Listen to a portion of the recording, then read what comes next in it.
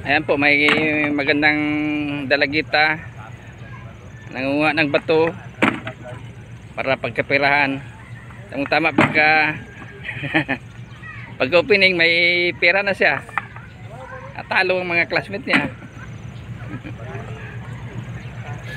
Ayan, ito po ay kakarga doon sa ano, doon sa may fishing vessel. Binibili ng fishing vessel 120 daw ang piraso.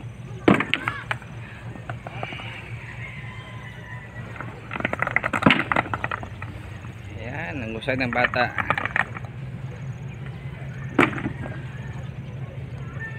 Mga kabataan dyan, wag puro cellphone. Uy, mga bata yan, wag puro cellphone.